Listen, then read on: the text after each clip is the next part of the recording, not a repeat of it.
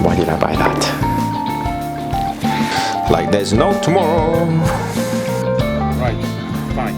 No mayonnaise. It's okay. Let's go and get English mayonnaise. A chef's skill is in turning maybe not so great ingredients or turning ingredients into great food. Hello everyone, it's Terry from Doubling Devout. Welcome back. It's another episode, and today I am at Asda, and we are going to pick up everything we need to make sushi, or attempt to. I don't know if I can. Before we start, thank you for all the support from my patrons, and if you want to see more content like this, please subscribe and let me know. Thank you.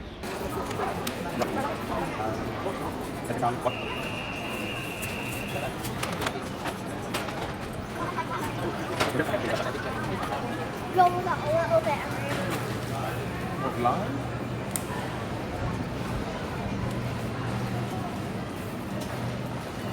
No need all that much. Just get half a cucumber. Go spring onion. Yeah. There we go. Avocado. Some asparagus. Nice. Well, not the best, but it looked a little bit sad, but it's okay. We need to go for fish. Yeah. Right. This fish, to be honest, scares me a little. Okay, we can do it. We can do it. Let's see.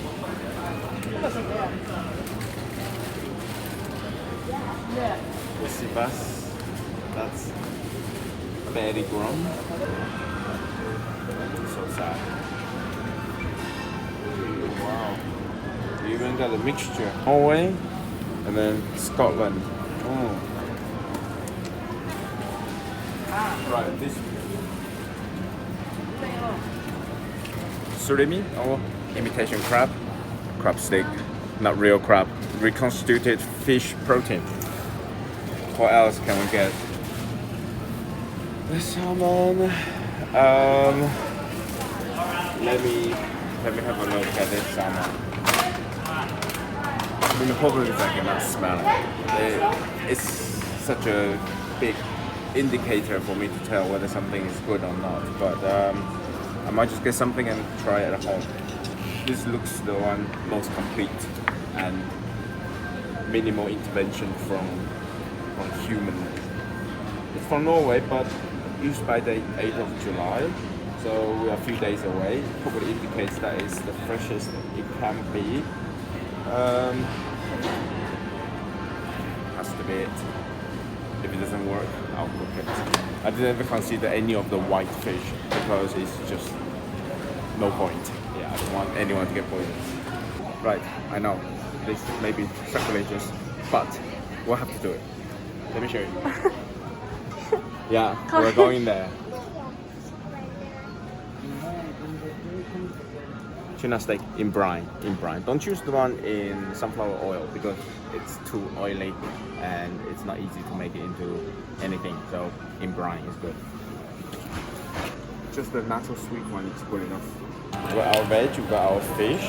Right, let's go for the rice, the seasonings, the nori, etc.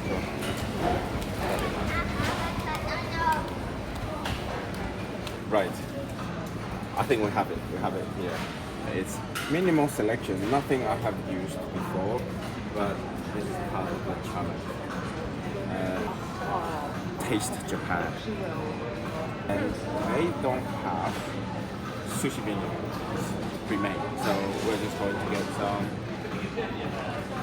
rice vinegar and then mix it ourselves.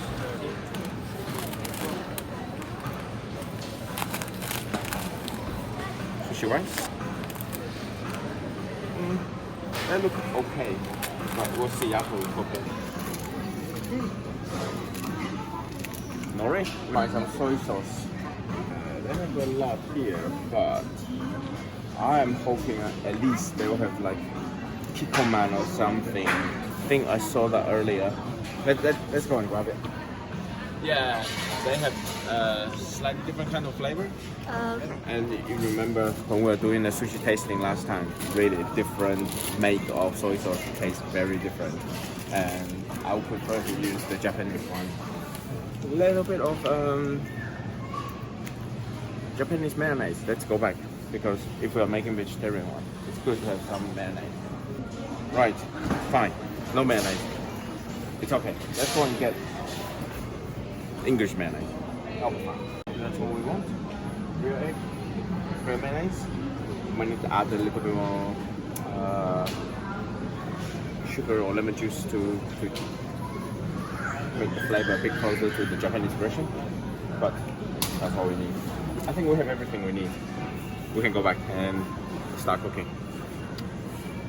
Just finished the shopping, we are back in the kitchen and we're ready to make some sushi. This is clearly a very British influenced sushi. Heinz mayonnaise. We've got some vinegar, which I'm going to attempt to make sushi seasoning out of this. Should be okay, it's rice vinegar. And luckily, we managed to get some low salt kikoman soy sauce, which is going to make all the difference when we actually come to eat it. Yeah, start with rice. Again, if you have a rice cooker, use a rice cooker. If you don't have a rice cooker, use a pressure cooker.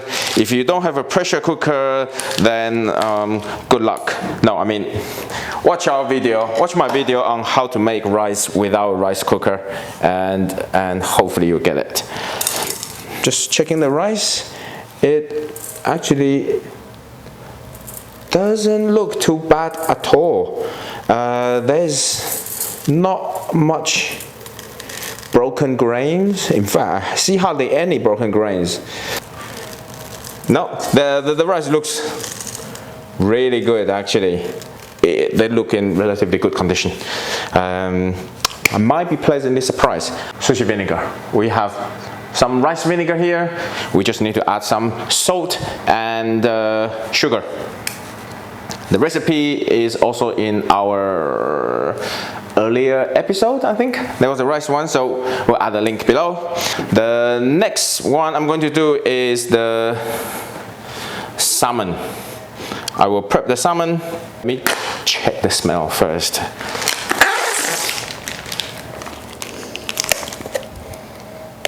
You know what? It's fine. It's fine. I'll be okay eating this. The fillet looks good, actually, and don't see any obvious like a split or anything. So the same as before, what I'm going to do is fillet this, salt it for a quick brine, 10 minutes. Remember, if you want to do something with the skin, you can make it into like a fish skin crisps. Watch our video for that. We'll add the link below. Measure half of a maki, nigiri cut. So that's all we need. The salmon, it was farmed. You don't really want to get wild salmon from supermarket unless you know how to deal with anisakis. Why did I buy that? While we're waiting for the salmon to brine, just making the tuna and the sweet corn. Yeah, tuna and sweet corn. Generous amount, like there's no tomorrow. Let's just give it a good mix. Let's get some surimi out. Crab stick. Taste, well, good, great. You don't want to know how they are made, really. You probably don't want to eat it afterwards. But hey, let's just, ignorance is a bliss sometimes. Next, let's prep some cucumber. The core or the heart of cucumber. You can eat it. You can make into a really nice summer drinks. Like if you crush this with a bit of mint and then just sparkling water or just normal water over it with a little bit of honey, amazing. Next, let's prep some avocado. I've seen video of how people can speed up the ripening process by baking the avocado in the oven for like half an hour or something. I've never tried it myself. I don't know if anyone has, and how did that go for you? Let me know, or maybe I can do a quick one of testing that asparagus. Okay, you can see like the bottom there, it's quite fibrous, and they will be fibrous, so we'll shave them, or you can just cut them off. What I normally do is, to save time, I'll cut them off and then make a asparagus tea, so this don't go to waste, so don't worry about that. And this, we're just going to poach it, and it doesn't take long. Boiling water with salt and little bit of lemon juice in there. It helps with the discoloration, or it prevents the discoloration a little bit. Then put it in cold ice water, well, just cold water to stop the cooking. So we'll process that in a bit. And there's another thing which we need to poach. This is a little bit longer, just carrot. And we are set to go. We are ready to go. So today we're going to make some hosomaki, some futomaki, like a big roll, and then we'll attempt some gunkan because we got the tuna sweet corn mayonnaise, and some nigiri. Very simple. Got the sushi mat ready, and we can start rolling. I'll make the gunkan last because that's the one is most vulnerable to moisture and water seeping out. I will start with the nigiri. Next one, we'll make some vegetable hosomaki. Let's make some futomaki. That is using a whole sheet of nori, and we'll put in a lot. We'll put in everything in this one. 2 gunkan. To complete it, remember the spring onion we made earlier? Just tiny bit inside. Tiny bit inside. Yeah, and that's what we want to put in. When you take this, don't scoop from the bottom because there will be a lot of moisture. Just take from the top.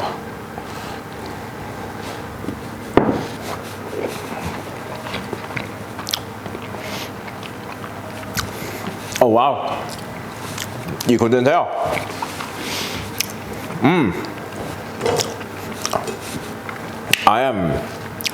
Okay, the rice is a little bit hard. I might add a little bit more water with this rice in the future, but good. But I am genuinely enjoying this. You can't get all the ingredients you need from supermarket to have some reasonable and decent sushi, I would say. I would rate it out of 10. Well, 10 out of 10 for the skill, and obviously. Now, genuinely, I am surprised by the ingredients that I can find, and actually the quality. In terms of, okay, salmon. Well, vegetable, it's the same everywhere, so I'm not even going to rate the vegetable. Salmon, it took some work to identify the best piece. Like any of that pre-sliced fillet was not going to work. You have to get the whole fillet and treat it yourself. That piece of salmon, probably I'll rate it 7 out of 10. it was a decent piece of salmon. The only problem is I didn't know when that fish was captured or harvested from the farm, but after I open it up, you know, there's no funky smells. Everything was great. So 7 out of 10 for the 7 out of 10 for the salmon. The rice, as far as sushi rice goes, this rice is not right. It takes work. It requires work to get it to the sushi rice standard, and you need to know what you are doing. So it's not the easiest one to handle. I would give it probably 5 out of 10 in terms of sushi rice, but just rice in general, that was a great rice. I will happily have that with, you know, the pork rice or any stew. So as a general rice, that's probably, I don't know, 7, 8 out of 10. I'm happy with that. It was clean and there's hardly any broken bits of rice. Yeah, I think that's the case I'm trying to make. I think a chef's skill is in turning maybe not so great ingredients or turning ingredients into great food. So yeah, it really depends on the chef. I think so. Right, what do you think, guys? Have you tried making sushi out of supermarket's ingredient? Maybe Asda even, or anywhere else? Let me know what you think and how you got on. If this inspires you to try, please share your result with us or share your result with me, and I'll be keen to find out how you get on. If you want to see me making sushi from any other supermarket, let me know, comment below. If you like this content, subscribe, like, you know, the rest. And even more, join my Patreon and you can tell me what to do.